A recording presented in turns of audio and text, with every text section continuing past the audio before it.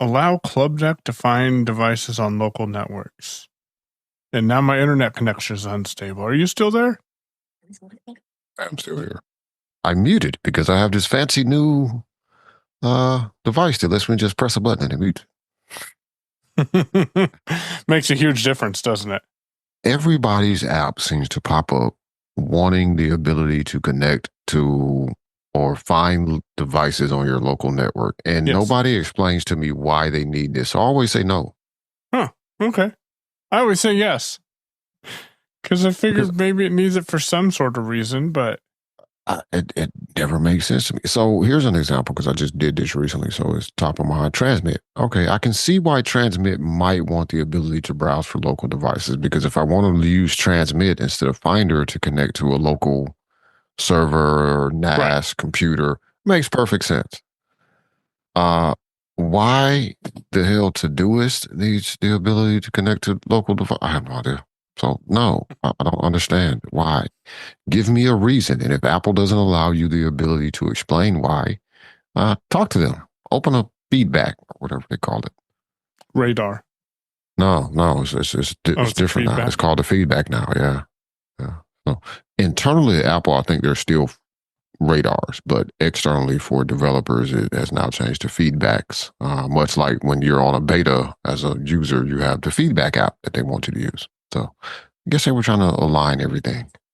So it's been 2 long weeks.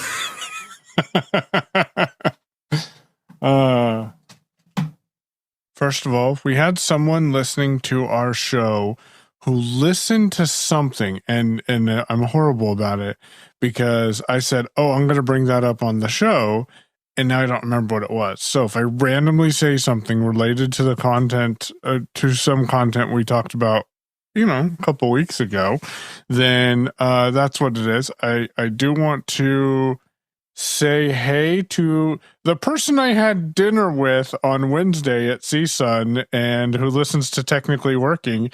You sat straight across from the table from me, and I told you I would forget your name, and I don't remember. I want to say it was Adam, but that's not right. But anyways, listens to Technically Working, really appreciates what we're doing, is thankful for the content that we're producing, and though he didn't say it, I think he might be one who actually subscribes other people to our show. So wanted to say, hey. I thought you were doing that thing where you didn't want to say the person's name because, like, oh no, I legit don't remember his name. So, thanks to Mike's unknown dinner companion. Reach out to us on Mastodon or email, and we'll mention you if you want your name mentioned and to say hi to Damashe because I don't remember who you are. Yeah, are you that bad with names too? Yes, I am. Okay. Yes, like people will tell me their name, and like 5 minutes later, I'm asking whoever with me, what did that guy say his name was? Or me, I will just say thank you, sir, or thank you, ma'am, because I don't remember your name in the middle of the conversation we're having. Just saying. Yeah, so I'm terrible with names, and I try to warn if I know I'm going to have to interact with them more than once, especially. I will tell them like, listen, I'm going to forget your name. So when they tell me their name, I'm probably going to have to ask you that like 7 or 8 times before it actually sticks. But it's not you. It's just me. Yeah. It's the thing that happened. Tell you what, I will see if I can find this person's name. Well, I'm not going to spend too much time looking on it, but it is going to bother me to remember. I think it's Eric. I think. what was the name? Was it Michael? I think a couple minutes ago I said I thought it was Adam. So yep. Yeah, I don't know. It's hey person, how's it going? Was his name possibly Michael? No, it was not Michael. That I remember usually. Would you remember someone's name if it was Damashe? Absolutely, because I was like, wait a minute, how old are you? Okay, you stole my name, so now I gotta fight you. Or you're older than me, so like my mother stole your name, so now I gotta fight you. There can be only one. Unlike Michael's, which I know way too many of. Yep, way too many. Huh. So I will see something, man. Just in a high level perspective. It was pretty good. I was slightly disappointed in the content itself, but I did make some great connections, some of which I got business cards from, so I'll remember their names eventually. And it was a good opportunity to network with people. There was, like how it goes, some little glitches, like we forgot to make a reservation for the table at the hotel because it was just under the assumption we wouldn't need a reservation. Well, come to find out we needed a reservation. That turned out well. Got to meet Steven and Sean. That was pretty cool. Did you hear the recap of CSUN by chance? From Double Tap? Nope, I haven't. Okay. So, Steven is a bigger gentleman than I thought he was. Sean is probably about the same size as I thought he was. Because, of course, when we were doing the recap, Steven asked Chris, he said, Chris, I'm going to ask you, and this might be dangerous. What did you think of the statures of both Steven and of both myself and Sean? And so, we had some joking around there, but it was all around good. I did not come home sick. Knock on some wood somewhere. Hold on. I did not come home sick. And I think that's related to my vast quantities of zinc consumption during my CSUN and DC visits. Oh, I thought you. I didn't really know where that was going. My vast consumption. I was like, alcohol? Like, is that what did it? Yes. The alcohol burnt it all out of me. Like, look, I was, basically drunk from the time I got there to the time I made it home. Cool. Zinc, huh? That's interesting. Yeah. Tio's been pushing zinc. Disgusting, I tell you, man. Wait, are these large pills? Like, are they kind of large pills you're taking? Like capsules? Oh, no. I'm taking emergency, so it's this powder stuff that you dump into a shaker bottle, and then you shake it up. Well, for me, because I didn't bring a shaker bottle, I dumped it into a plastic cup in the hotel and used the little stir stick to stir it up. Really awful, because it was more concentrated. Horrible. But you know what? I didn't feel sick at all, so I'll do it again next year if I have to. There you go, man. Later this year. I'm traveling with zinc in my bag. I did have a layover in DFW. It was supposed to be 40 minutes, turned into 8 hours. That was not pleasant.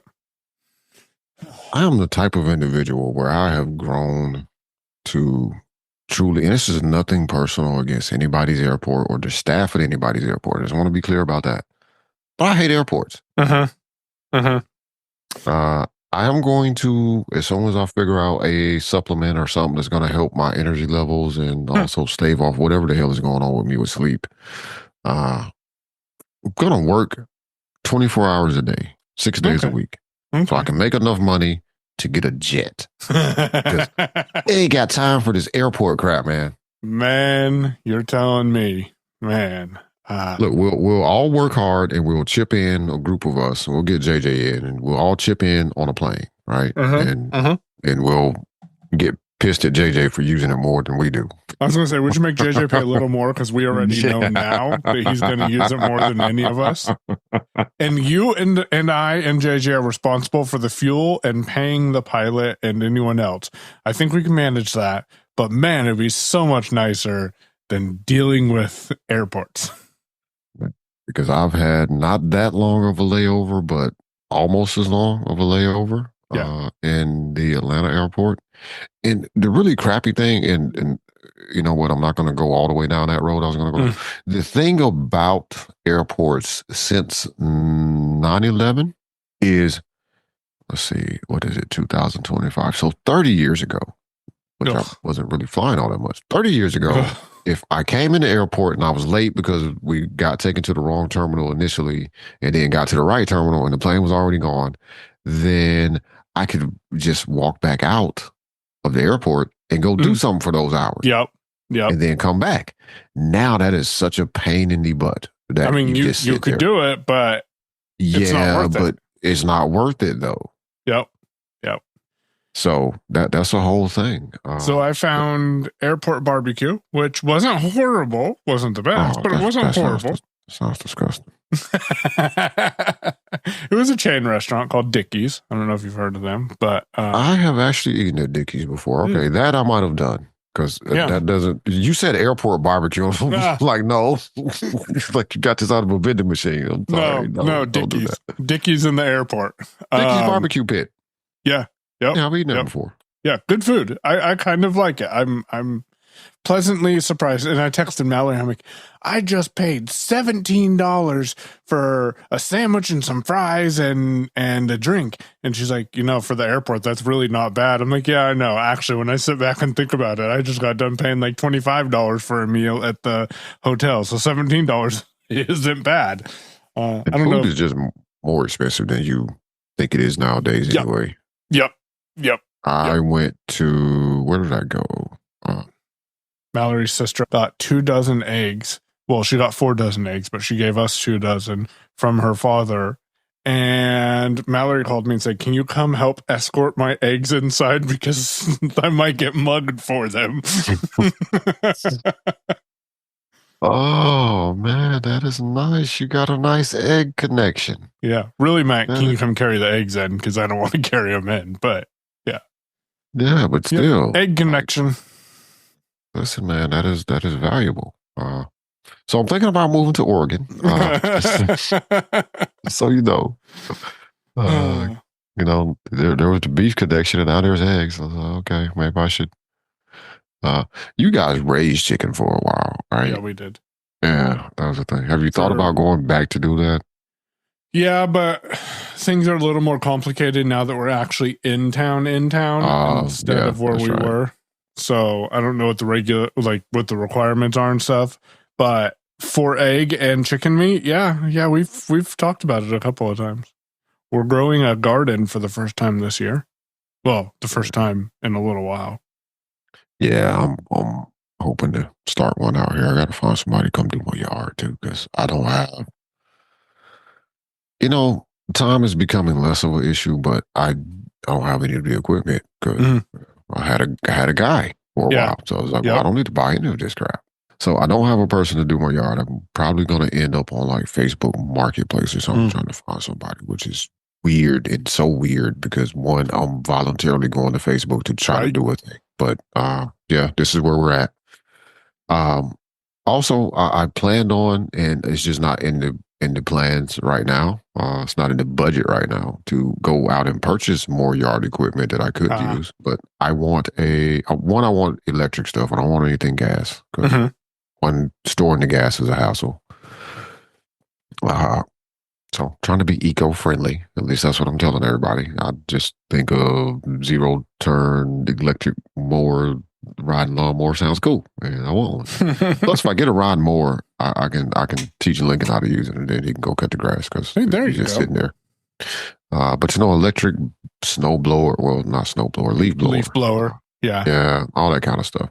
Which again, having interchangeable batteries makes it more useful. Not having to deal with gas makes it more useful because with some yard equipment that I have on, you don't oftentimes know when enough is enough gas until you have way more than enough. And then now you got other problems that you have created. So suffice to say, I will be looking for a person to do my yard and hopefully digging out some of those space back here to put a garden. I got an area actually spotted out for a garden. So that'll probably become a thing this year too, because I don't make that much money. I mean, listen, I'm thinking about raising chickens. Apparently there's some people down the road that sell chickens, so I'm going to have to stop by there and see what's happening. Like, we're growing cilantro and peppers, and peppers are good. Tomatoes. Yeah. 2 different sizes of tomatoes. And I think there's 2 or 3 other packs of seeds up there. Squash, man. Squash. Do some squash. Yeah. I don't know how hard zucchini would be to grow, but that would be good. I imagine it would be very much like squash. Okay. I mean, I could be wrong. I've never grown. I'm going to go to chat.com and find out, though. But, yeah. So my sound audio should be a little better. Speaking of ChatGPT. You don't sound as reverby as you did. Did you do what ChatGPT mapped out for you? Half of what it mapped out. Okay. So there's paneling behind me now. There's foam behind me. And did you turn original sound on? Because I can't tell. You know what? I signed into Zoom, so that doesn't mean anything. That just gives you the option to turn it on. Maybe. Nope, that is off. Hold on, let me turn that on. But I did half of what GPT did. So what I did for everybody listening, because Mike saw this file, I didn't know if he looked at it or not, but I wrote a pretty thorough prompt to ChatGPT about soundproofing. I was like, I want to here are the dimensions of my room. Here's how things are situated in the room. I want you to ask me questions one at a time, not multiples, which means also not sneaking in two questions inside of one question. It likes to do that, doesn't it? Yeah. So, and be prepared for follow-up questions from me, either in response to your questions or to your responses to me as to what to do. Here's what I want to accomplish. And here's what I have material-wise already. And the idea was to soundproof the room. So, well, not soundproof, but provide some sound dampening. And we had a back and forth conversation. It asked a lot of good questions. The first question it asked, I thought was a very good question, which most people maybe wouldn't think to ask or think about as they're going into this, which was, what are you trying to optimize for? Are you trying to reduce echo and reverb, or are you trying to prevent sound escaping the room? Because that's two totally different. That is totally different approaches. Yes, it is. So I wanted to reduce reverb, so that's the choice I went with. And basically asked me a bunch of questions. Where's your microphone position was one question. Like how is your microphone mounted and positioned? What are the walls made of? What is the ceiling made of? What is the floor made of? Et cetera, et cetera. That's a lot of really good questions. Is there any other furniture in this room that could also be soft, or is everything hard surfaces? A lot of good questions. And then it, got to the end, and I was like, all right, cool. I see what I need to do. Generate me a thorough explanation of the solution in a markdown file. And that's what I sent you. Yeah. So the parts that go ahead. Did it actually give you the markdown file? Yes. Oh, okay, good. Yeah, the file I sent you is exactly what I clicked the link to download from ChatGPT. It always blows me away when it can generate an actual file. I don't know why, but... So essentially what it told me to do, because I'm trying to just kill reverb in here, is put a piece of foam up behind me. For everybody listening, I did not go out and buy foam. I had a mattress topper. If anybody remembers the story, I think I told the story about the king size bed at Gentry. If I didn't, then go find it. Suffice to say, I had a king size bed at Gentry. I made one with a mattress topper. It's like Forrest. Yeah, you told that story. Okay. So, go back and find that episode and hear the whole details of how I did that. And I think I told Mike, but I think I also said it on the show at some point after I was away from Gentry. How many people I actually think knew about that? That didn't say anything because I was illegal. Not illegal. It was against the rules. Yes. But anyway, so I had this mattress topper that I don't need on my current bed. It is a king size bed, but I don't need the mattress topper. So my idea was like, hey, I can repurpose this, right? That's what we're doing. We're repurposing this foam instead of just trashing it or something. So that's what I was using. The quick summary of what ChatGPT spit out for me, which all made sense to me as well. So I didn't just blindly follow. Like most of it I would have attempted to do. Some of it I would not have thought of to do. So the foam behind me, for example, I absolutely would have done that because I've done that before. The foam across the room on the opposite wall, I probably would have done that as well because I'm like, sound will bounce back from over there for some reason if I'm leaning the wrong way. The foam on the ceiling, which I need to get some more, need to figure out how to mount that up there, actually. I think the double-sided tape I have will work. I just applied it Velcro tape, man. Velcro tape. I didn't think about Velcro tape. I should probably do that.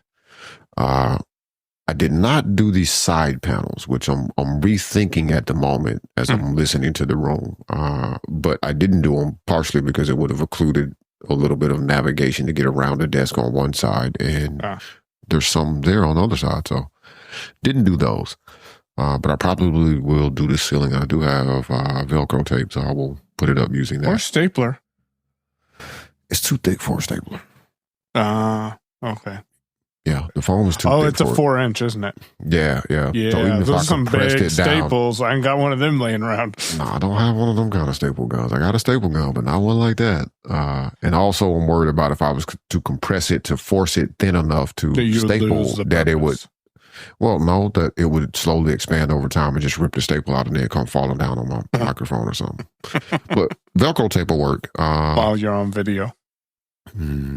That will be off because it probably would also snowing clip the camera. Damashe's house. It would probably also clip the camera right behind the laptop too. So yeah, that'd be awesome. So I probably will do the ceiling thing because I think that is worthwhile doing, and I have the foam to do it. The side panels at some point, once I rearrange the office a little bit and put my cabinets up on the wall, I may probably at that point either opt for trying out some thinner slices of this foam that I have, or maybe even just investing in some, decent sound panels, something like what Mike has, and just kind of lean them up against the wall to kill that. Because the reverb really does drive me crazy. Like, it makes me insane. But it's better. It's not completely gone, but it is definitely better than it was. So I am excited to see how this whole adventure takes you, because you haven't really been doing. I mean, you've always had a concern for audio, but audio hasn't been a primary focus for you recently because time and life and things and stuff. But I'm interested to see how this goes. Do you think ChatGPT helped you a lot though? Because I read about half of it. So yeah, it did help because it gave me some measurements for cutting the foam, which was good. So I did that, or close enough to it. Again, I wouldn't have thought about the side paneling, which made sense, or the ceiling foam. I wouldn't have thought about those reverb points. I probably would have, if I would have just went at it without having the ChatGPT conversation, I probably would have cut some smaller squares and like stuck them up in corners, and it probably wouldn't have really had a great effect overall for what I was trying to accomplish. And again, like I said, I can't tell the difference. Now, again, behind me, I absolutely would have done, but I might have just done that and like, okay, well, where else can I stick some foam? I'll stick some there, some in this corner, and some over there. I think it was a good conversation. Again, having some knowledge about what was going on. I think if a novice, like someone that had never done this before, never attempted this, never done any research to it in the past, would have gotten the conversation that I had, they would have been able to, essentially accomplish what they needed to accomplish to try to kill reverb, I think. Because I did ask some follow-on questions as far as it's like, oh, you need to put the foam here, this far away from your microphone. It's, it was like 2.5 feet this way, yada, yada. I was like, okay, hold on, explain that. Like, do you mean 2.5 feet forward of where the microphone is and then 5 feet off the ground? I was like, yes, that's correct. All right, cool. So it was actually good. Me being the skeptic I am, if I knew absolutely nothing about the topic and would have gotten this, I probably would have then gone to I don't know, YouTube or something and tried to find somebody else explaining soundproofing or, reverb killing before just trying to follow it. But yeah, I think it worked out pretty well. And again, giving those very clear upfront instructions before we got into the back and forth, I think was the most beneficial part for the conversation. Yeah. The more details you can give, the more accurate information you'll receive. I've also been playing around with LayChat. What is that? That is Mistral's chatbot. So its OCR is kind of hit and miss. It's not super spectacular all the time. So there's that. But that's mostly why I was playing with is try to OCR stuff. I am working on something to route stuff into their API and do it that way because I don't need to pay for another monthly subscription for a chatbot, and two, it's not my basic usage of LayChat does not make me like, oh, I should really start using this. Like I'm mostly even looking at their stuff at all because of their new OCR feature that they came out with, and I feel like trying to get an API call working to be able to send documents in and then get the information back out to where I want. It's probably the most useful way of doing it. I'm not going to use, they are cheaper if anybody's interested. They're cheaper than everybody else. They're not $20 a month. They're 14. Close enough to 20 a month. What was it? What was I there? Oh, it was the Echo Plus service that's coming out but from Amazon. Their thing is like, yeah, $20 a month if you don't have Amazon Prime, or you can pay for Amazon you can get Prime monthly for $14.99. Yeah, which makes no sense. I mean, it makes a lot of sense to me. They're trying to push that reoccurring subscription to you, but I mean, I guess the part of them charging $20 doesn't make sense. Yeah, like that's what I mean. Like pointing that out to people. So like the way that they did, like I don't really get the benefit to them to having you pay for Prime over getting $20 a month for just the Amazon Plus benefits, right? Because if you're only paying for Prime just for the Plus benefits, yes, you are saving money doing that, but I don't know, I don't get it. But anyway, I already pay for Prime, but I also don't have Alexa, and I'm not getting Alexa. Yeah, you will. It's weird. You'll get Alexa one of these days. Yeah, Mike's going to put it in a box and it'll show up to the house. Hey, what is my junk is your new wireless mics. Yeah, I don't even know they're already in the box over here on the floor. There they go. But you're using the Vocaster, aren't you? I am using the Vocaster. Did you miss auto gain? I didn't miss auto gain as much as I missed the mute button. Just being right there. So I plugged the laptop in this morning because I had to do my live streaming for ACB Presents on Saturday mornings. And I plugged the laptop in, and you know me, I'm a procrastinator. So I woke up at 5 o'clock thinking, oh, I got plenty of time. I'll make some coffee. I'll sit down, go through some news, a little bit of podcast. I mean, you gotta have coffee when you walk out here at freaking 43 after thinking, oh, I can just plug everything in and I know what I'm doing, so I can, get everything working. And then I get no audio at all from the Mac. And I'm like, I don't get this. I turned off the Vocaster, turned it back on, which is my secret. And then I realized, Michael, you're not hearing yourself in your headphones either. So then I turn off the mixer and turn on the mixer, and I still don't hear myself. And then I remembered, you took the charge with you to Washington, D.C. and Anaheim. I bet you didn't plug the mixer back into the charge. Plugged it in. I had like 12 seconds, and I'm good to go. So see, I was on time. That counts. But that was my morning thing. But that exact experience, because I've had a similar experience where I've come back and like it was just because I took a cable away when I left, and that's why nothing is working. You forget that, right? But that is the reason. I'm not encouraging you to go buy another charge, but hey, you could. But that is a reason for having travel cables, etc., separate from the stuff that's on your desk. Like I have to get back to that point because I used to have travel cables for everything, and I don't know where some of them are. And sometimes I've had to, on the fly, replace people in the house cables, and then I don't have a cable. Yep. Then you take a cable with you, and you come back, and you don't unpack that cable because you only unpack the things that you think are important, or you're not thinking cable. So you take your laptop out of the bag. Maybe your H6 or whatever, and then you're sitting there, and you're like, so why ain't none of this crap work? Or where's the XLR cable? Damn it. And that's all the way at the other end of the house now because I'm out here in the office. So let's run quick and do that. I was just happy it was just plug in a cable because my mind went to the worst thing, which was, oh no, the mixer's broke. And it's funny because someone complimented me last weekend over my ability to troubleshoot. And I'm sitting here thinking, I can't troubleshoot crap right now. Because, and then I have no speech. Yeah, exactly.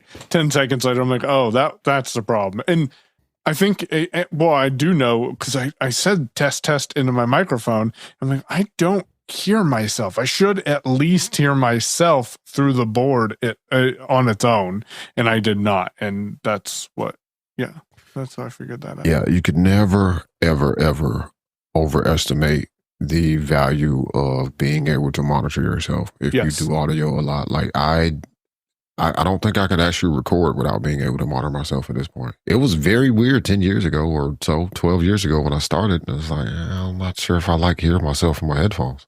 So last Digital Bytes, I needed to record some content quickly, and I talked about Good Maps. By the way, Good Maps turned out to be a great tool to use at CSUN this year. I liked it last year, but this year it seems like it was even better for me at least. Others had challenges with it, but I had a great experience with it. We can talk about that in a minute. But for my Digital Byte, I was recording that, and I'm like, oh no, I didn't bring any audio stuff with me. What am I going to do? And I didn't even bring headphones with me, if that tells you anything. Backpack was too full. But I pulled out the DJI wireless, because of course, you know, I didn't bring headphones, but I at least you took the microphones. So that does actually say a lot for me, at least. It says a lot about how much you like those mics, even with the accessibility challenges. Like that says a lot that you took those and didn't take a set of headphones. Because for new listeners who are unfamiliar with mic and definitely don't go back to probably the DM series, because I don't think you were doing this by the time we started technically working. We're talking about a guy who used to carry a Mac Mini in his backpack. Like no laptop, he just put a Mac Mini in his backpack and went off to do the things he needed to do. He's traveled with this Vocaster that's on my. This Vocaster has probably seen more of the world than either of us, considering it's been shipped across the country a couple of times. So the fact that you took the DJI lavalier mics with you, even though your backpack was super full, and there was not a super high expectation, I don't think, on your part of needing them. Nope. Steven did all the recording he needed this year, so he came with all of his stuff, but I just threw him in the bottom of the bag. And yeah, long story short, I recorded my Digital Byte with the microphone holding it in my hand about 6 inches away from my mouth, and it is really weird to be talking into a microphone and not hearing yourself. So I'm still thinking about the Rode mics. I did reach out to a friend of mine that has a Rode mic. They don't know where it is. Well, they know where it is, but they don't know where it is because it's in storage. I was like, okay, well, that's not helpful. No. Because you don't care about it enough to go look for it for me. And I don't care about having it enough to be like, I'll pay you for it if you go get it. So I'll buy a new one or something at some point. But I'm starting to think now you sent me also a wired Samsung mic, and I'm assuming that, well, it was in a Samsung case. So I'm assuming it's a Samsung mic. Yeah, that goes to the wireless mic set that I gave you. Oh, well, there's already like a microphone in there, so I thought that was separate. There? Yeah, there's like. Or is that an antenna? Nope, it's a microphone. Oh, okay.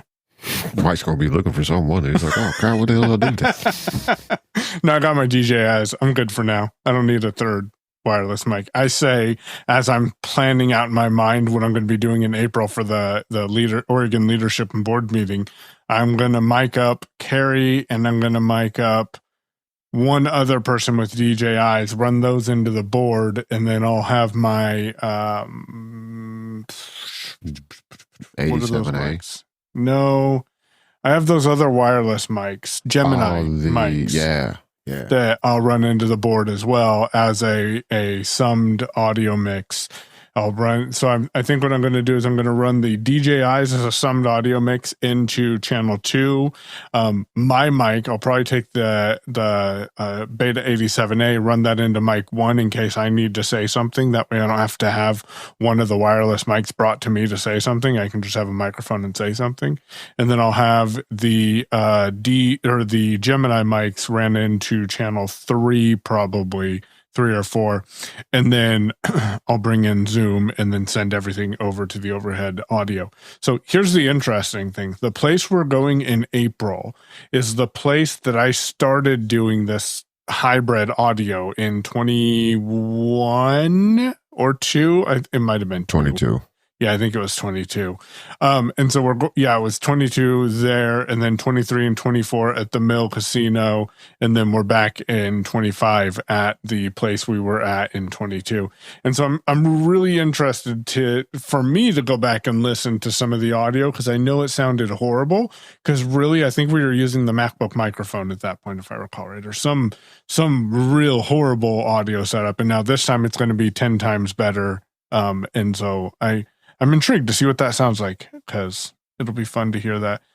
So that's my mindset. I got a question. Why are you running? I mean, is that the only way to do the DJIs and the Geminis, is to run them in as a stereo mix into one channel?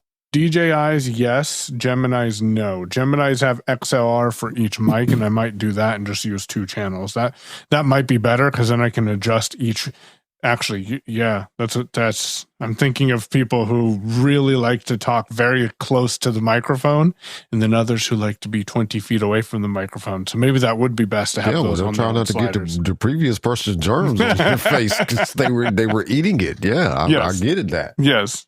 So you're miking up 2 of the participants. I'm judging you, absolutely. Listen, you don't need to put the mic in your mouth. Oh no, I wasn't. I'm judging that person. I wasn't judging the person holding it 20 feet away from their mouth. Oh, though. No judgment for you at all, because people spit when they talk, man. Yes. That's the thing. Yes. So I'm going to mic up the president for sure. Here's the reason you never sell someone a mic with your wind foam attached to it. That's disgusting. Don't do that. Like, either buy a brand new one and put it in the box, or just tell them they got to get their own. Yeah. That's how you do that. Don't do that. So you're miking up the president. The question where I was going with that question is, so are the Geminis going to be used for people who are transient speakers, as opposed to they're always going to be a part of the panel of speakers? Yes. That's the intention. That absolutely makes sense to use the Geminis on separate tracks, because then you can adjust that audio on the fly as necessary. Whereas with the people who are mic'd up with the DJIs are going to be constant speakers, or consistent speakers.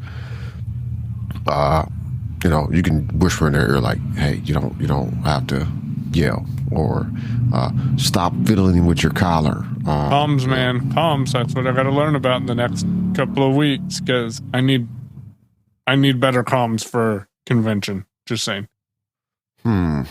Yeah, I mean, you do, but there's also the cost factor, right? A lot of the solutions out there that are great and rock solid that work, they're not cheap, and a lot of the solutions that are good enough to get by on are a little too much technical overhead for the average person. Because remember Sonobus? We played with that for a while. I'm pretty sure it's probably still around, but that's a little complicated. Yeah, it is. To run it on your phone. But I'm thinking of comms in 2 different manners. I'm thinking comms to the presenters. Hey, you can back off the mic a little bit.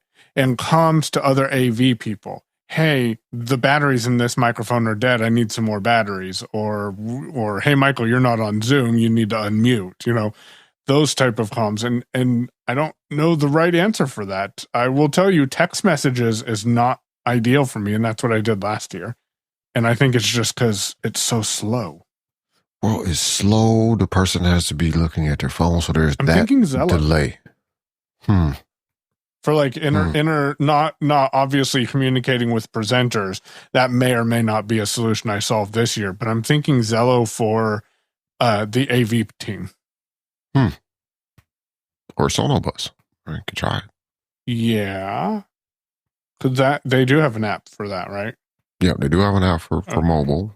There's a desktop app. So that could be a solution. If it's 1, still around, and 2, still reasonably accessible.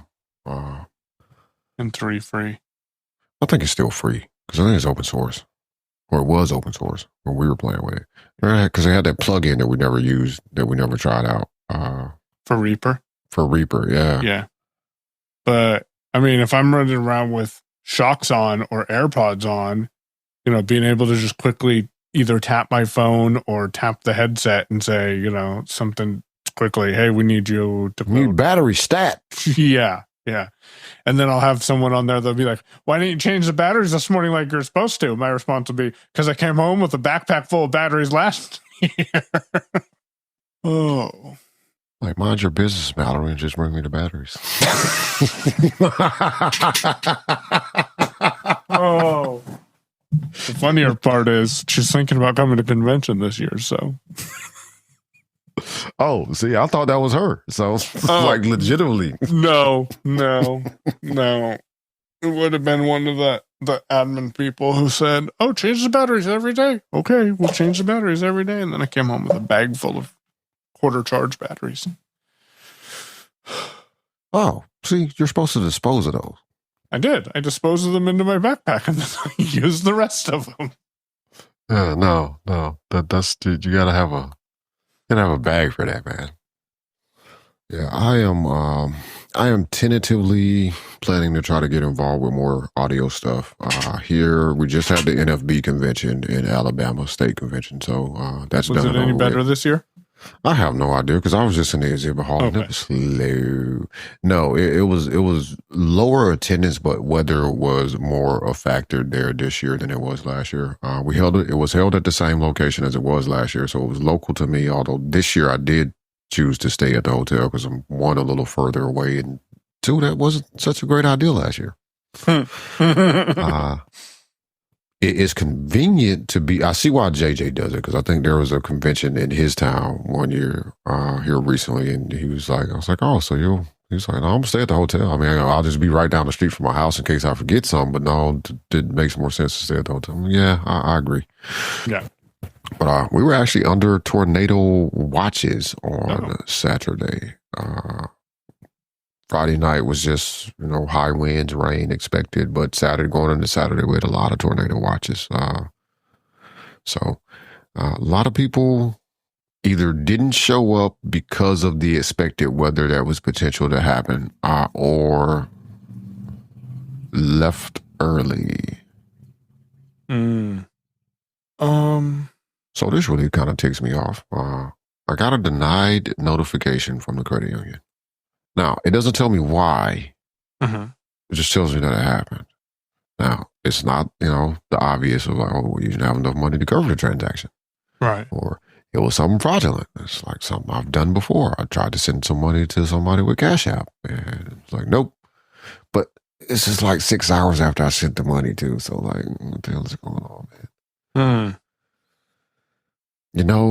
If I had more time and probably had a different sort of personality, I would try to go work for this credit union because I'm not saying their security is terrible. That they're more careful about things than I've heard a lot of banks are. But the tech stack is kind of crap. It's the case with a lot of businesses you would think have better tech stacks.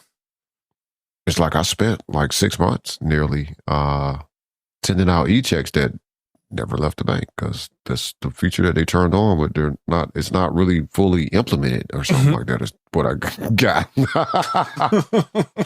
And I reached out very early on after opening my first account with this credit union. They were like, oh yeah, I think I want one of those. Hey, can I get a security token? Right? Like, is it this thing or is it one of those things? Oh, well, we have that option, but we haven't really activated that yet. So it's not actually an option you can use yet. Oh, so I can't use a YubiKey for my two-factor. Okay, that's okay. I mean, at least they knew what you were talking about. Not saying it's any better, but at least they knew what you were talking about. Well, see, you're giving them a little bit more credit than they deserve because when I was in my online account, it was like, oh, you can use, security tokens. And I was like, oh, cool. You need to send an email. Okay, so let me send an email. How do I get this? Was the basic gist of my email. And then the response was, we haven't actually activated this yet. Oh. I wonder if they're using like a software as a service and that wording's still in there and they're not going to add it. That's what it kind of seems like. On a tech note for a second, I just recently heard that Apple C1 modem that is in the 16E apparently is performing fairly well. Good. That means bring it to your MacBooks, Apple. Yeah, I was just talking to somebody. I was like, look, if they drop a MacBook Pro with cellular, they're going to sell. I'm going to sell every single thing I got in here I can sell except for my Mac Mini to get it. Yeah. Because it will the air's out of here. A couple of phones that are laying around. Can I get something from this Pixel? Right. This MacBook Pro that we're on that I'm talking on right now is gone. Because tethering to me destroys is problematic for two reasons. Number one, you're killing the battery of your phone in the process because you're eating more battery up. But also, it just doesn't work sometimes. Like it disconnects randomly for no reason. Yeah. Like you're browsing and you click a link somewhere, and then the next page says, "We couldn't connect to this page because you're not on the internet." It's like, but I was just here. Just was. Like, what happened? Yep. But then when it works better than it did in the past. I almost said it works well, but I'm going to use the word well, but it works better. It's definitely better than it used to be. Yeah, it's definitely better than it used to be, for sure. Partially because I think Apple has built in the tethering. So if you're on your account or whatever, like you can have it kind of automatically show up as a hotspot, and that will activate your hotspot on your phone instead of it constantly being on. But that also came with cell phone carriers being more, free with, you have hotspot data. We can tell what you're doing with your hotspot. So you only have 10 gigs of hotspot data, but you have hotspot data. Unlike the old days where I used to jailbreak my iPhone just so I could get, what's that app? Was it iTether? Might have been. From whatever that app was. Idea. Yep, from the Cydia store, I would get iTether, and then I paid for the in-app purchase to get the pro version. And man, you got around everybody's tethering restrictions. And it was nice because when I first started doing it, I was on Verizon with their original unlimited plan where there was really no limits. But tethering was so horrible. Now I open my computer, choose the Wi-Fi menu option, and my phone and Mallory's phone typically always shows up right there in case I need it. So I've used tethering more while driving down the road than I have in the past for sure. And that's pretty nice. But Apple, you could fix all of that by just throwing a modem in your MacBook Pros. Mm-hmm. And look, you'll sell me an upgrade quicker.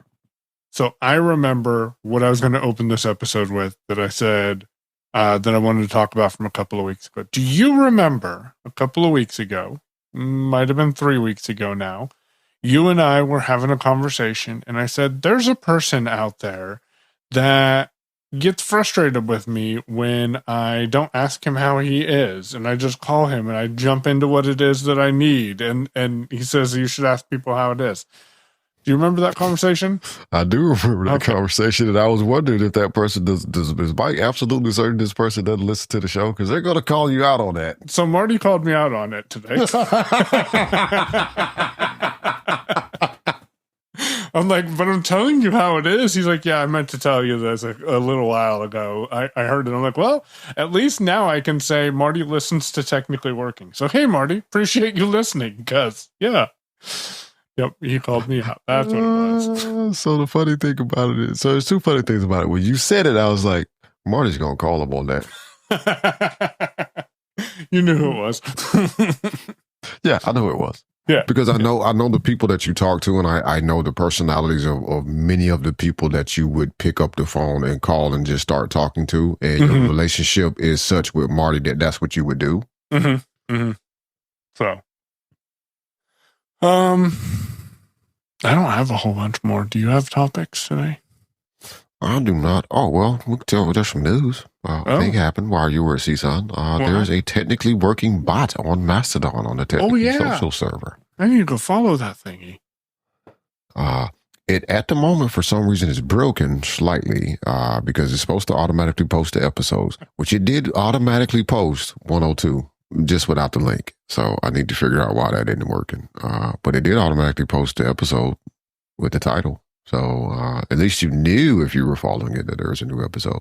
But it is TW at Technically Social. And that is a bot. And I marked it as a bot account. So you will see for anybody that comes across it that it is a bot account.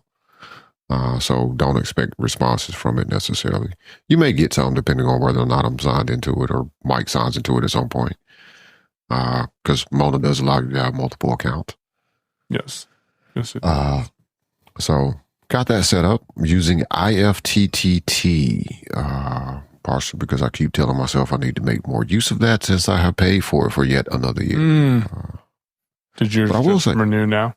I know I renewed like December-ish or something. I don't know. Whenever they had that deal going and we signed up. Just before Christmas. Yeah. So that's done.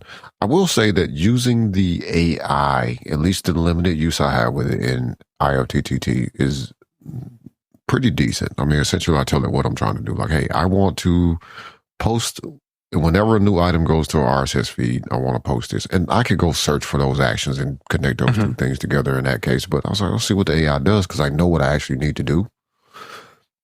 And Wait, it did so that you well. told that to the IFTTT AI? Yes. Okay. How did that process look? So essentially, when you're creating a new applet, and I'm sorry if it's not on the free plan for people because I'm not really sure. I just know what I saw. But when you're creating a new applet, you have an option to, classic, I think is what it's called, or AI, right? So you click the AI tab and then you just get a little box and you type in like, I want to post new episodes of my podcast to my Mastodon account or something like that, right? And then it comes up and it basically will have given you like, okay, so in the case of that, it says when a new item is posted to if new item posted to our RSS feed, because it has to follow this if this then that process, then post to, and at first it had mastodon.social, I think was the server, which is the only direct connection they have for Mastodon. If you have a custom server, that's not that one. So not you're hosting your own server, just if you have any other server than mastodon.social, you got to use webhooks. So I told her, I was like, hey, my account's not on such and such. I need to, probably do this with, and then it's like, oh, okay, well, yeah, here's the webhooks. Now, after that, you're still basically building the applet the way that you normally would. But I could see it being useful if you don't know what applets are available or what services are available to connect to do a thing, but you're trying to figure out how to do it. That's where it will come in handy. I tried it out because I'm like, I know how to accomplish what I need to do, but let's see if it gets this right or not. And it did. Okay. Interesting. But essentially for people, if you're not on a regular Mastodon, mastodon.social, you have to, you want IFTTT to post to your server, you're going to have to use webhooks. So you have to go into your account, and there's a pretty good explainer on where you need to go and what you need to do that I will attempt to find and get to Michael so you can post it. If not, just follow the TW at technically.social and I'll post it there. So I was trying to find it because I, typed in TW at technicallyworking.social. That did not work. And that is not going to work. Funky errors. So yeah, TW at technically.social. There you go. And of course, hashtag technically working. Because the bot follows that account too. Oh, so it may respond if I figure out how to automate it some more.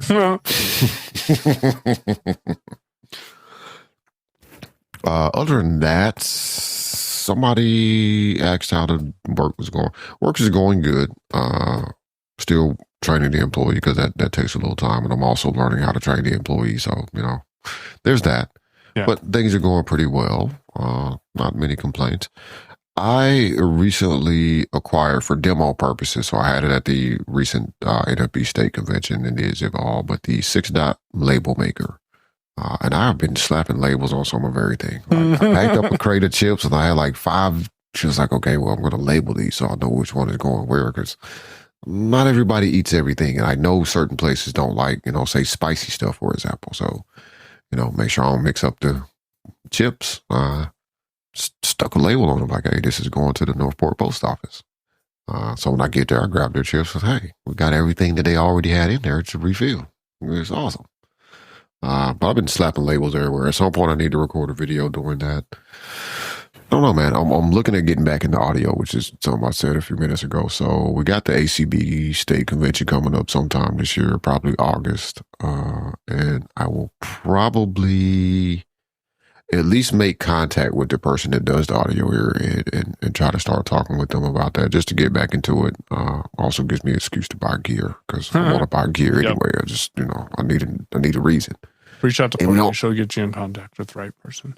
We don't have enough subscribers, tip jar supporters to just, finance random purchases of, Don't tell Mallory that. We have plenty of tip jar subscribers. Just saying.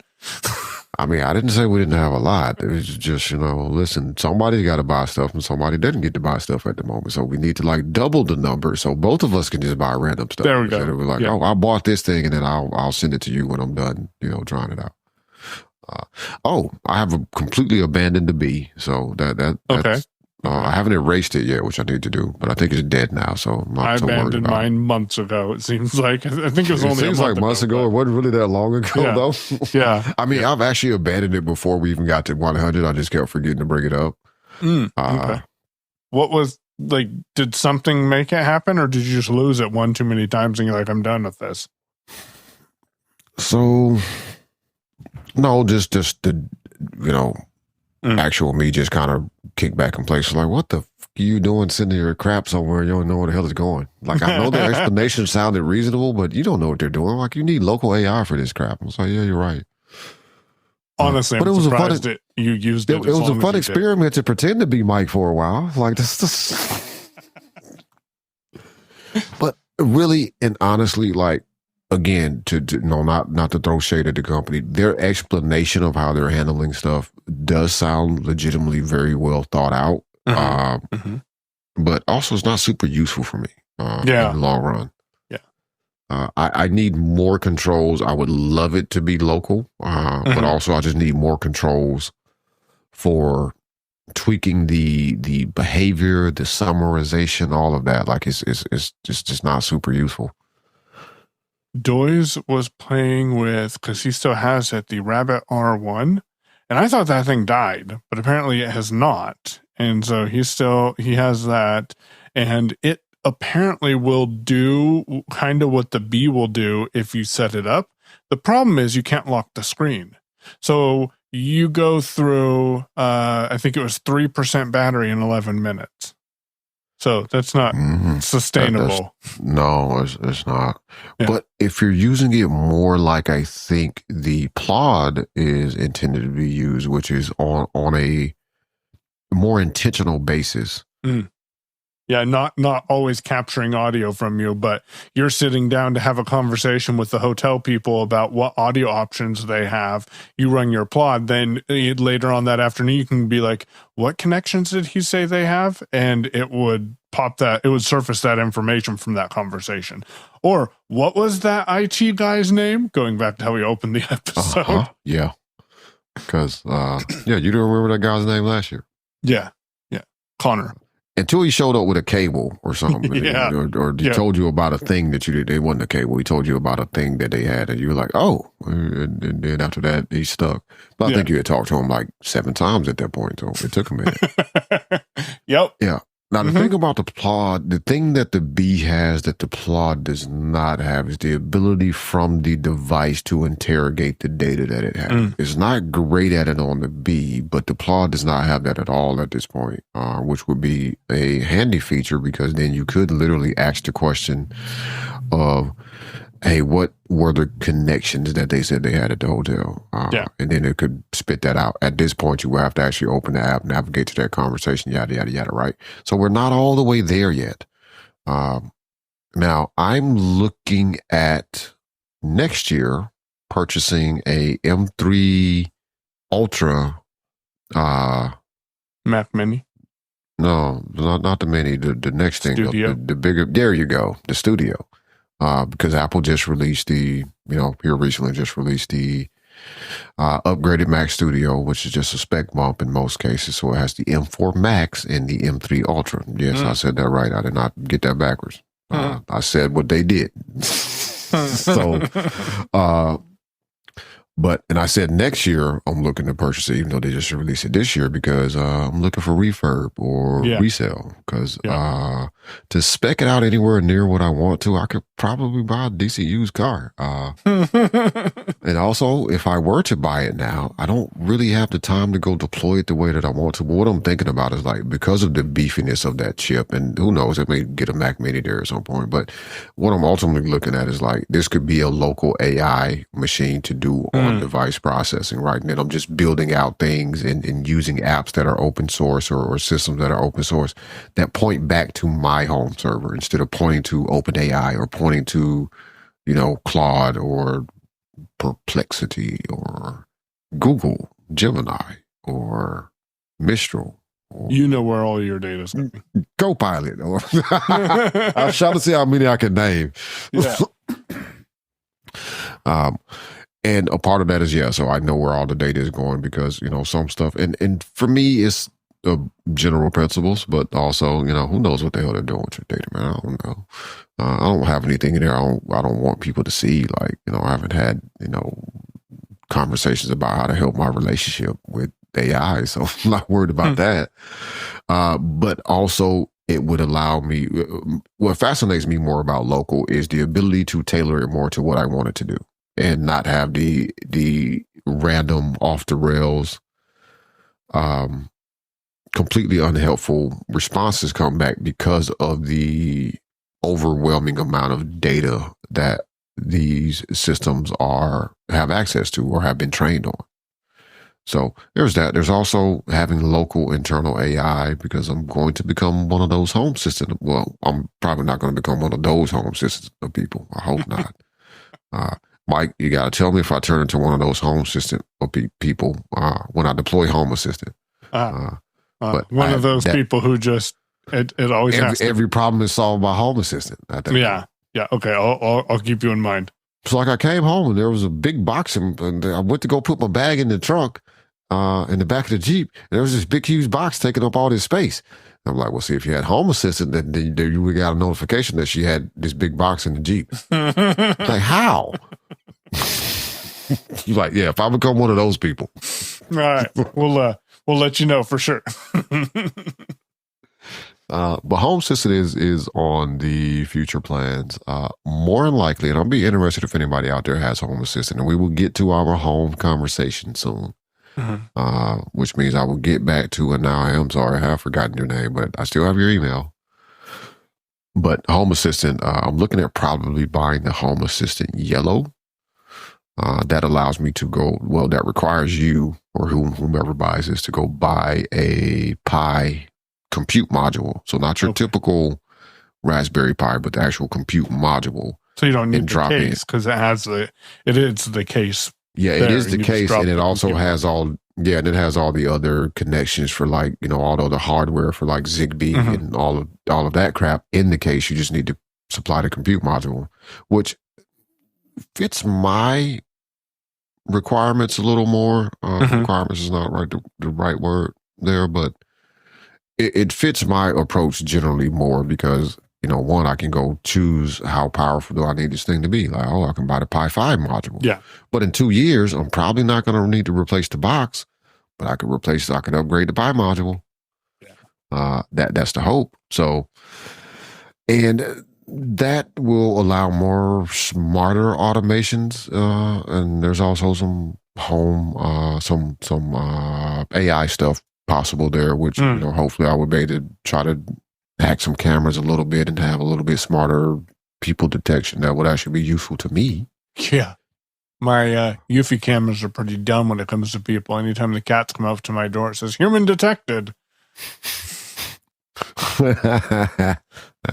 You know how awkward it is to open your front door and be like, hey, how's it going? And then a cat runs by you and I'm like, oh, it was just you again. The upside of that, though, Mike, is that when things get really terrible, if things get really terrible, the cats will look out for you because I hate this guy always opening the door for me. That is true. That Ben, he just let me sit out there. Yeah. In the rain. Yep. Shout out to Scout. I haven't heard from Scout in a while. Have you? Scout dropped us an email. I want to say it was right after it was sometime around the time that we were recording 101. Okay. So it didn't make it into a show then, and I have to go find the email now, but it didn't make it into the show then because we were just recording 101 and 102 at the same time. Yeah. But yeah, I did get an email recently from Scout. Now we'll go find that email for next week's episode and we will have a chat. But yeah, shout out to Scout. Yeah. And shout out to, I'm pretty sure your last name is Green, who sent us the email about the home stuff. I promise you I hadn't forgot it and the email is still there. We just hadn't had that home conversation yet because at least in my mind, that requires a little bit of pre-planning on both our parts. Otherwise we'll forget something or not mention something and then it won't make sense. So I have a conversation we can wrap up the show with unless you have something Steven got something new. We'll leave it at that. And you got to tell us what it is. I think he got a Mac Studio. NDA. He got a Mac Studio. Okay. I won't tell you the specs until he says it on the show, but your mind will be blown. I will see if I can share part of it with you. But he started asking me questions about homebrew. So I want to ask you some questions about homebrew because I'm slightly confused, and I realized how confused I was when I was explaining it to him. That is, there, have a message there. That is, what's the difference between just doing search Google-Chrome and Cask Google Chrome? Or I guess why do you need Cask sometimes and not other times? Or do you know? So the requirement for Cask, so it will tell you to use Cask, and oftentimes the instruction will say like brew search Cask, hyphen Cask, Google-Chrome, right? Mm-hmm. You don't actually need to do that. 99.4% of the time, you don't have to add the Cask.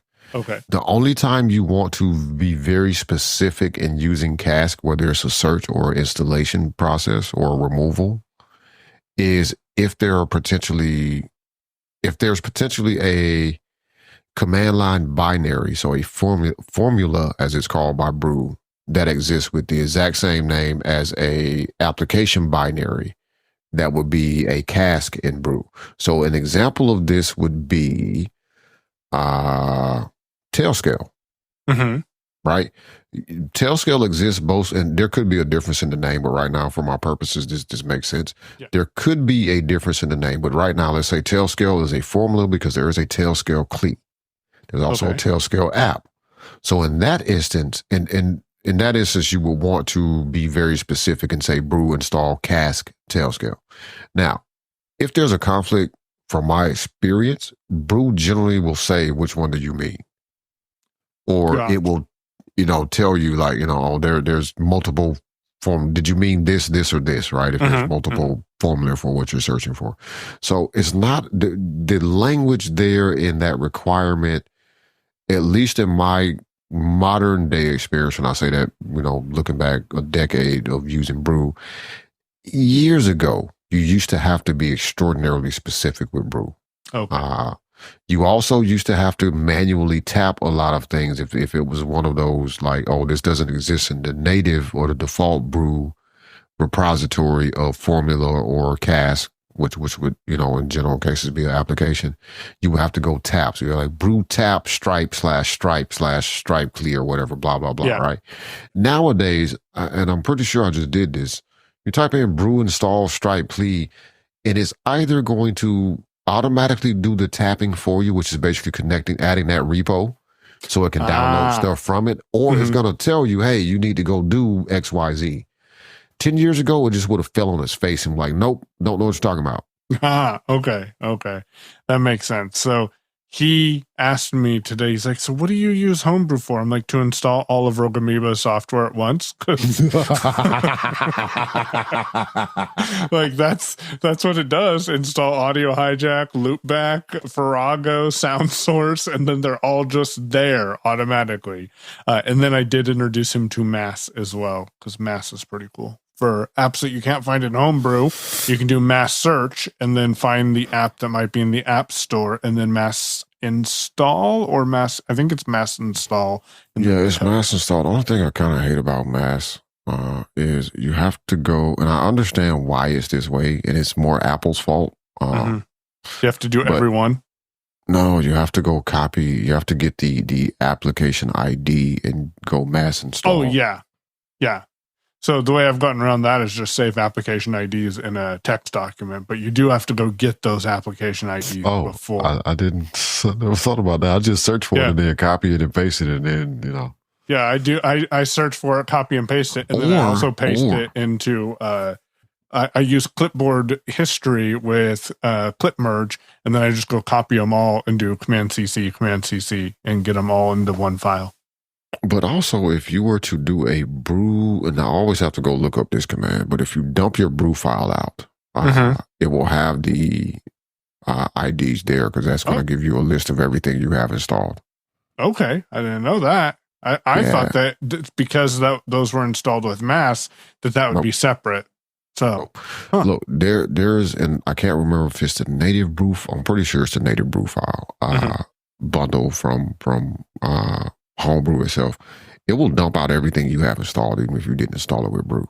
Oh, unless you give it parameters to not do so. Yeah. So even if you downloaded an app from the web, like if it knows about it, it's like, oh yeah, you have this installed. It's like, hey, I didn't install Zoom with that. But next time I will. But it's handy though, because when you go to a new computer or you're refreshing your computer, this is why you should back up your brew file like that. That's one tip that I don't think I've given enough. And at one point I was keeping my brew file in Git. Because there's a brew file wrapper thing that you can use that every time you install something or update something from brew, I think every time you install or remove something with Homebrew, it will automatically commit that change to your brew file and then push it to a Git repo. So theoretically, the next time you're setting up a new computer or whatever, you would just need to get that brew file out of GitHub and then just hit brew, whatever the command is for looping through the brew file and installing everything in there.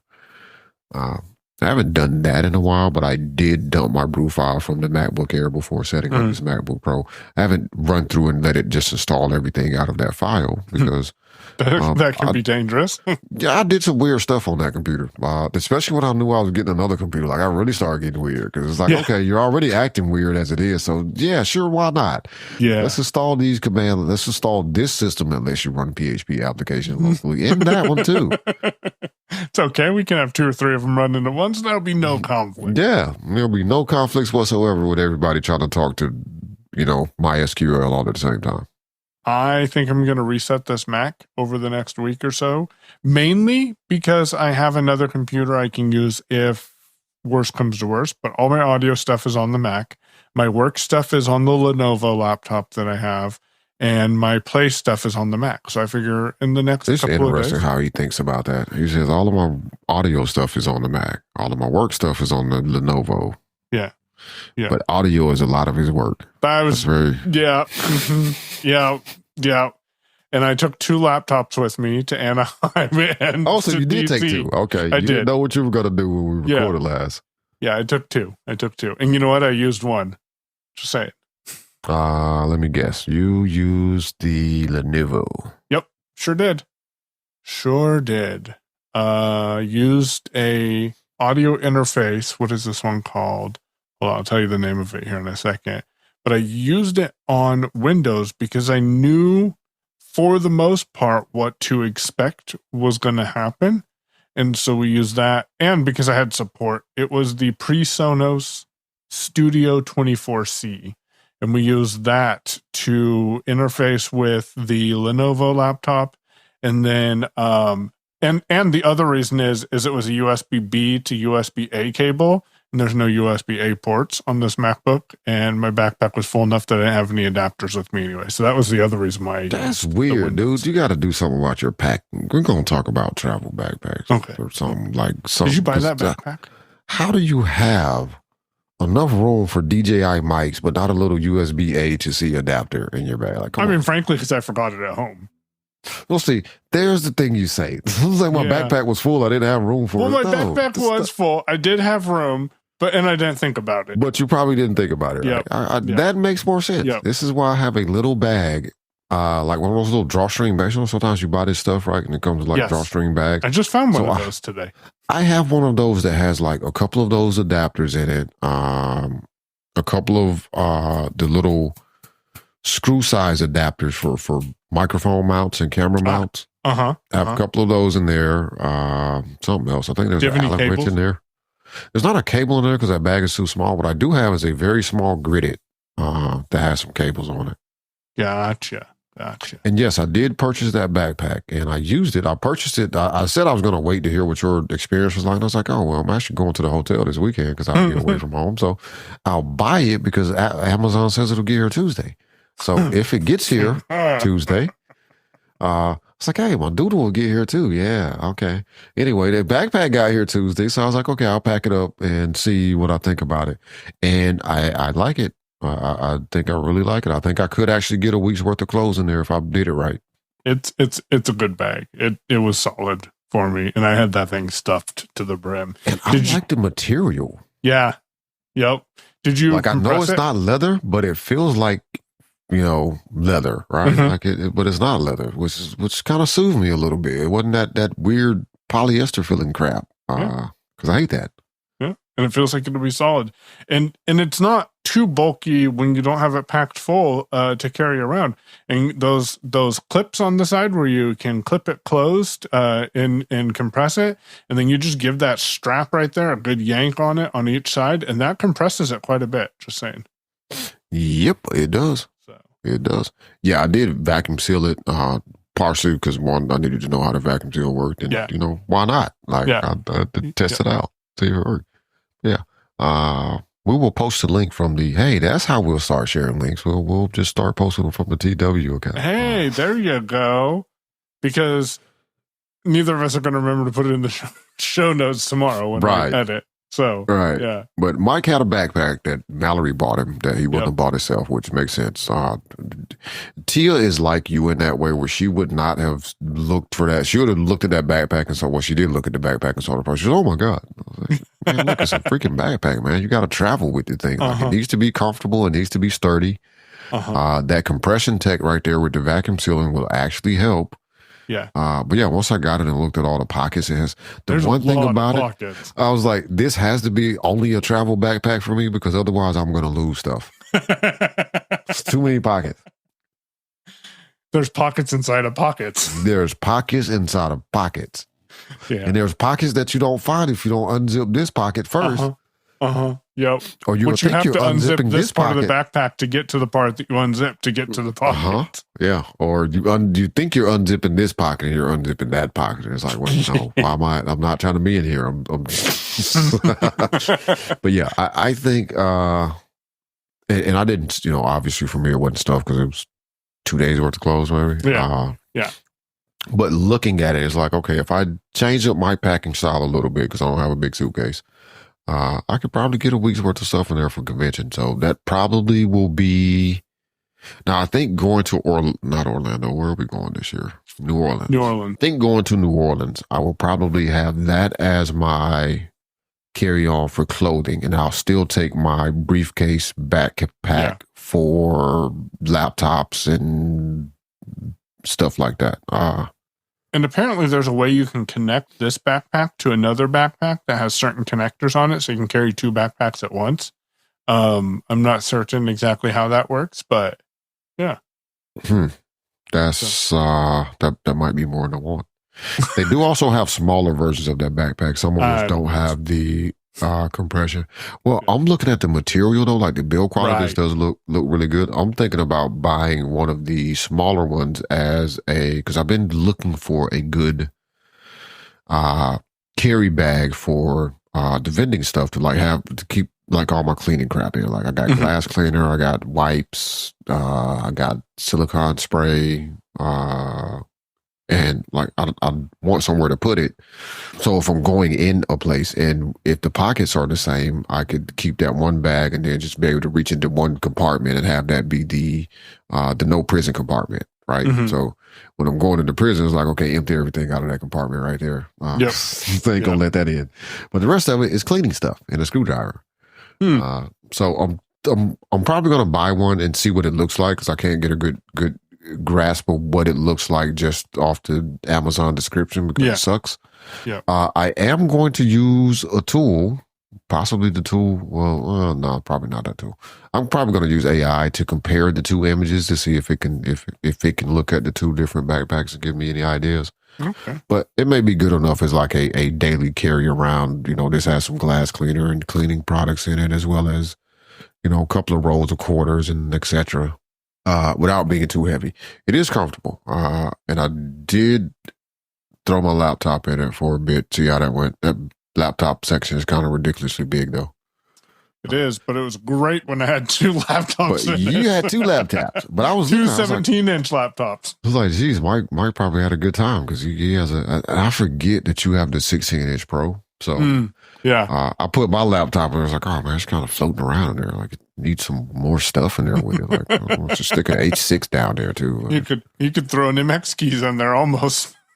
Oh man, I think I'm going to need to buy one of those because I still have this Windows computer, and I'm probably going to keep I think I have gotten to the point that I'm going to keep a Windows computer. I may not use it all the time, but I'm going to keep a Windows computer around.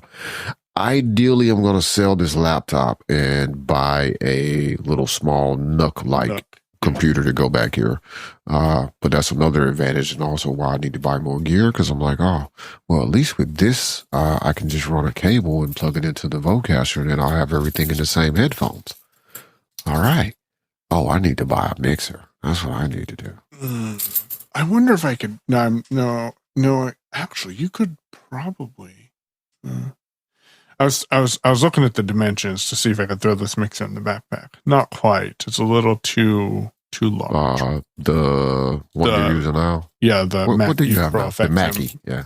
Mackie 12 Pro Effects. Probably if you went with an 8. V3. Probably. But I want a 22 now. Well, I told you this years ago when we both had the MKT 12. I was like, man, I want a 22. Why would you need a 22? Because you can never have enough inputs. Yeah. If I could send easily things different places, and I might be able to, that might be something I look into. I'm going to get through leadership, and then I also might be packing a suitcase to go to convention, because when I got to convention, all right, we'll close up with this story because we're 90 minutes. When I got to leadership, or Rick, but I think it was me, hit a button on the mixer and it turned into, I had everything working great and I hit a button, I think it was. And 2.5 hours after the event and everything's over, I'm on a call with Ben saying, hey, do you hear me playing this YouTube right now? And he says no. And I'm saying, finally, because it was looping audio back. So I remember saying at least 2 or 3 times, I'm bringing my own audio next year, or my own audio gear next time I do this. Because, yeah, it's so much easier when you have your own audio gear and you know what you're doing with it. So wise investment for you. Then I got a question before we actually wrap it up, and we will wrap it up with this. But the investment part of this, look into Pelican cases, because you can do one of 2 things. You can put them on the plane if you want to, or you can do what I'm starting to think about doing with a lot of demo stuff when I have to travel, ship it. So it's there when you get there. I ship dirty clothes home. And the reason I say I've done that before too. Absolutely. FedEx is like $20. I'm like, here you go. Yeah, I've absolutely done that. Here's another tip. It is worthwhile making a FedEx business account because it can be a few bucks cheaper from time to time. I don't know how much cheaper because I hadn't used it enough, but I absolutely know it can be cheaper. A lady told me that in FedEx in Orlando when I was FedExing stuff back to the house. So I set up an account and it was cheaper. Saved me almost $10. Wow. Nice. But the reason I say Pelican cases is because you want to be able to trust that your equipment is not going to get damaged in a softer sided. Even some of these, I mean, listen, I came back from Houston a couple of years back, and Tia saw a guy's suitcase, a person's, I'm not going to say a guy. So a person's suitcase coming off of the luggage belt that had the same kind of hard shell as you know, my suitcase, like a hard shell suitcase. It's broken in half. So, and my suitcase that I bought, which I ended up sending back to Amazon because of this specifically, had a giant freaking dent in the corner, and it was not there when I left. Okay. Yeah. Pelican cases. So Pelican, while they're expensive, they will protect your gear. Okay. So I would investigate looking at something like that to ship your stuff, and that way you can, you know, if you know you're going to convention and you need your gear to be there, you know, you ship it on a Wednesday, so it's there that Saturday or whatever. And you know, that way you don't have to travel with it on the plane. You can still stick to the, you know, I got maybe 2 bags at most that you're going on the plane, which should be reasonable because everybody gives you 2 carry-ons, and you're good. Just have my clothes and my laptop. And the question was, is your desire to go up to a bigger board at this point for routing out purposes? Not necessarily. I mean, really what I want, Sound Source is great. I love Sound Source, but I want a slider to turn zoom down, or I want a slider to turn music down. Because right now I don't have music playing because I don't want to fiddle with the software. But you know me, a lot of times I like to work with music on in the background, and having that slider, like the Soundcraft was great for that, because you could map your audio to channel 4 or channel 5 or whatever. This one, it appears you cannot do that. Full transparency, I have not plugged in the Beta A cable that came with it yet, so I should play with it. You can also get a B2C cable, okay. I should get a couple of those, apparently, too. Just wanted to make sure you because I didn't think that was a thing. I was like, man, that B thing. Yeah, you told me that. Nobody probably has ever upgraded it to have C, because the B is so old and nobody uses that anymore. But yeah, there are B2C cables. Didn't you look for one for the Soundcraft? I think so. Yeah. I don't remember. I looked for one for some reason, and I ended up not buying it because I was like, well, I don't necessarily need it, because I just plugged it into a dock and would call it a day. You could quickly find out, though, if that does work. Check the specs and see if it's a 2 in, 2 out, or if it's a 12 in, 12 out, or 12 in, 4 out, or something like that. That would tell you if you can do what you did with the Soundcraft. While Mike looks that up, we will wrap it up. We want to thank everybody for listening. We are at episode 103 of Technically Working. We appreciate every single one of you that listens to the show. Listen, big fist bump to all of you that have been subscribing your friends to the show. Thank you very much. And just big hugs to all of the Tip Jar supporters, because I'm pretty certain we've gained some, but we have not lost a single Tip Jar supporter, except when there was a hiccup, and all of those people resubscribed. So thank you very much. We appreciate it, because have you seen the cost of eggs is all I'm going to say. And not everybody has Mike's egg plug. So there's that. You can get in touch with us. You can send email to feedback@technicallyworking.show. You can talk to us on Mastodon. He is Payon, Payown, at Dragon's Cave, DRAGONSCAVE.space. And I am Damashe, DAMASHE, at technically.social.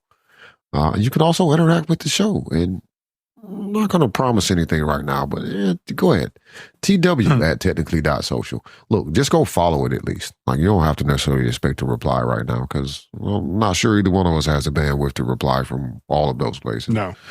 But if you go follow the Technically Working bot, you will get links to things that we find that we didn't put in the show notes. You'll get notified when new episodes go live. And eventually they will also include the link, because I will figure that out. You'll also be the first to know when we start live streaming the show again. You can also use the hashtag Technically Working. Please capitalize the T and the W. We appreciate the effort. 4 in, 2 out. And you have to use the 1, 2, 3, 4 switch. So really it's 2 in, 2 out. Yeah. So you won't be able to do that. Yeah. Might be doing some more audio equipment purchases in the near future. Oh, man. So, all right. This has been 103. Yep. Thank you for listening on Clubhouse. We had one person. Oh, that was me. Never mind. Oh, I didn't know we was on Clubhouse. We were on Clubhouse? Yeah, that's why I had Club Deck open.